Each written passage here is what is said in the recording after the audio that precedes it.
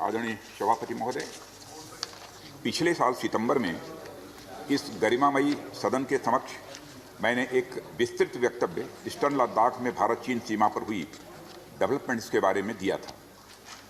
मैंने यह बताया था कि चीन द्वारा पिछले वर्ष अप्रैल मई 2020 के दौरान ईस्टर्न लद्दाख की सीमा के समीप भारी संख्या में शस्त्र बल तथा गोला बारूद आदि इकट्ठा कर लिया गया था।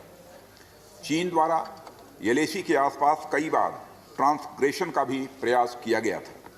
हमारी सशस्त्र सेनाओं ने उन सभी प्रयासों के दृष्टिगत उपयुक्त जवाबी कार्रवाई की थी।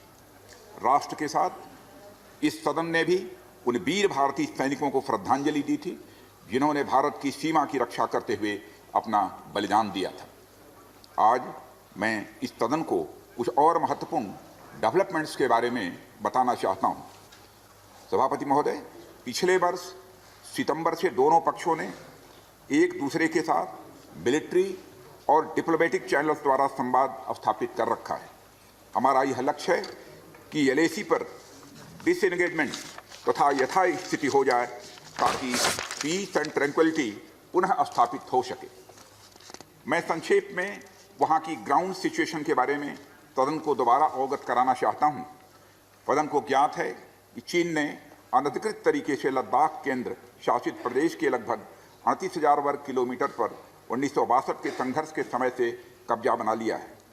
इसके अतिरिक्त पाकिस्तान ने अनधिकृत तरीके से पाक ऑक्युपाइड कश्मीर में भारत की लगभग 5,180 वर्ग किलोमीटर भूमि तथा कथित चीनो पाकिस्तान बाउंड्री एग्रीमेंट 1963 के तहत चीन को दे दिया है।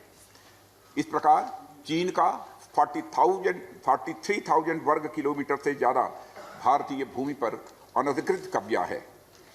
चीन पूर्वी क्षेत्रों में भी अरुणाचल प्रदेश की सीमा पर करीब 90,000 वर्ग किलोमीटर भूमि को अपना बताता है।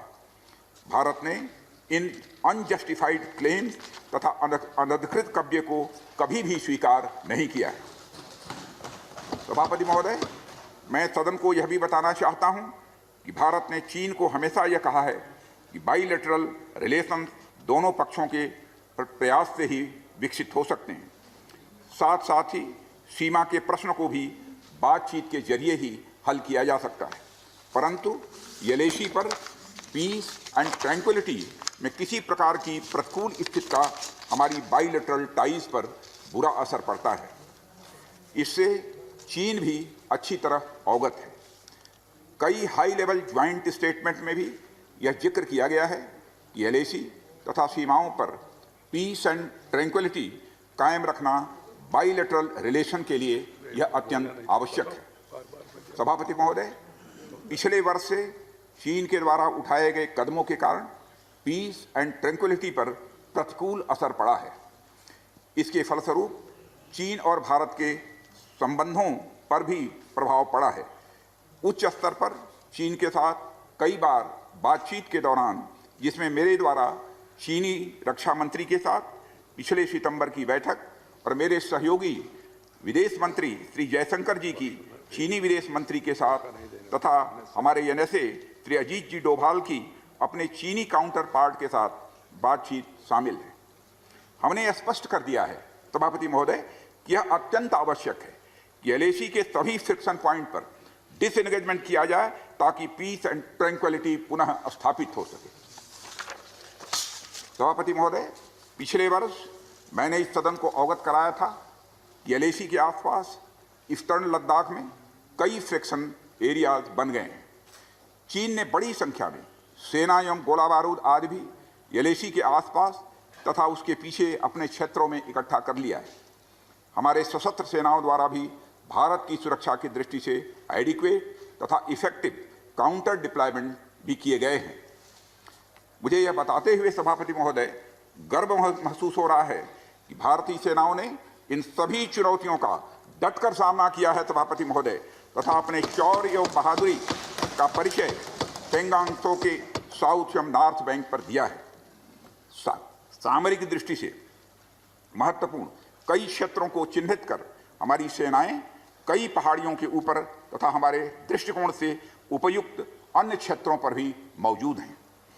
भारतीय सेनाएं अत्यंत बहादुरी से लद्दाख की ऊंची दुर्गम पहाड़ियों तथा कई मीटर बर्फ के बीच में भी सीमाओं की रक्षा करते हुए अडिग हैं और इसी कारण हमारा एज बना हुआ है। सभापति महोदय, हमारी सेनाओं ने इस बार भी यह साबित करके दिखाया है कि भारत की संप्रभुता एवं अखंडता की रक्षा करने में वे सदैव हर चुनौती से लड़ने के लिए तत्पर हैं और अनवरत कर रहे हैं। सभापति महोदय, पिछले वर्ष से मिलिट्री एंड डिप्लोमेटिक लेवल पर चीन के साथ हमारा संबंध बना रहा है। इस बातचीत में हमने चीन को यह बताया है कि 3 सिद्धांतों के आधार पर हम इस समस्या का समाधान चाहते हैं। फर्स्ट, दोनों पक्षों द्वारा एलएसी को माना जाए और उसका आदर किया जाए। दूसरा, किसी भी पक्ष द्वारा यूनिलेटरली स्टेटस को बदलने का प्रयास न किया जाए। तीसरा, सभी समझौतों का दोनों पक्षों द्वारा पूर्ण रूप से पालन किया जाए। सभापति महोदय, फ्रिक्शन क्षेत्रों में डिसएंगेजमेंट के लिए भारत का यह मत है कि 2020 की फॉरवर्ड डिप्लॉयमेंट जो एक दूसरे के बहुत नज़दीक हैं वे दूर हो जाएं और दोनों सेनाएं वापस अपनी अपनी स्थायी या मान्य चौकियों पर वापस लौट जाएं। सभापति महोदय, बातचीत के लिए हमारी स्ट्रेटजी तथा अप्रोच माननीय प्रधानमंत्री जी के इस दिशा निर्देश पर आधारित है कि हम अपनी 1 इंच जमीन भी किसी और को नहीं लेने देंगे। हमारे दृढ़ संकल्प का ही यह फल है कि हम समझौते की स्थिति पर पहुंच गए हैं। इन दिशा निर्देशों के दृष्टिगत सितंबर 2020 से लगातार मिलिट्री एंड डिप्लोमेटिक लेवल पर दोनों पक्षों में कई बार बातचीत हुई है कि इस डिसएंगेजमेंट का म्यूचुअली एक्सेप्टेबल तरीका निकाला जाए। अभी तक सीनियर कमांडर्स के स्तर पर 9 राउंड्स की बातचीत हो चुकी है। राजनयिक स्तर पर भी WMCC यानी working mechanism for consultation and coordination of India China border affair के तहत भी बैठकें होती रही हैं।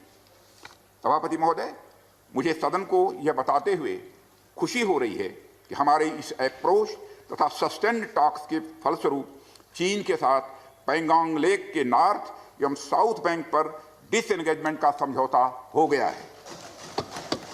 और इस बात पर भी सभापति महोदय इस बात पर भी सहमत हो गई है कि पैंगोंग लेक से पूर्व से पैंगोंग लेक से पूर्ण डिसएंगेजमेंट के 48 आवर्स के अंदर सीनियर कमांडर स्तर की बातचीत हो तथा बाकी बचे हुए मुद्दों पर भी हल निकाला जाए। सभापति महोदय, पैंगोंग लेक एरिया में चीन के साथ डिसएंगेजमेंट का जो समझौता हुआ है उसके अनुसार दोनों पक्ष फॉरवर्ड डिप्लॉयमेंट को phased, coordinated and verified manner में हटाएंगे। चीन अपनी सेना की टुकड़ियों को नॉर्थ बैंक में फिंगर 8 के पूरब की दिशा की तरफ रखेगा और इसी तरह भारत भी अपनी सेना की टुकड़ियों को फिंगर 3 के पास अपने permanent base Dhan Singh Thapa post पर रखेगा। इसी तरह की कार्रवाई साउथ बैंक एरिया में भी दोनों पक्षों द्वारा की जाएगी। ये कदम आपसी समझौते के तहत बढ़ाए जाएंगे तथा जो भी निर्माण आदि दोनों पक्षों द्वारा अप्रैल 2020 से नॉर्थ एंड साउथ बैंक पर किया गया है उन्हें हटा दिया जाएगा और पुरानी स्थिति कायम कर दी जाएगी। सभापति महोदय, यह भी तय हुआ है कि दोनों पक्ष नॉर्थ बैंक पर अपनी सेना की गतिविधियां जिसमें परंपरागत स्थानों की पेट्रोलिंग भी सम्मिलित है को अस्थायी रूप से स्थगित रखेंगे। पेट्रोलिंग तभी शुरू की जाएगी जब सेना एवं राजनयिक स्तर पर यानी डिप्लोमेटिक लेवल पर आगे बातचीत करके समझौता बनेगा। इस समझौते पर कार्रवाई कल से नॉर्थ एंड साउथ बैंक पर प्रारंभ हो गई है। यह उम्मीद है इसके द्वारा पिछले साल के गतिरोध से पहले जैसी स्थिति बहाल हो जाएगी।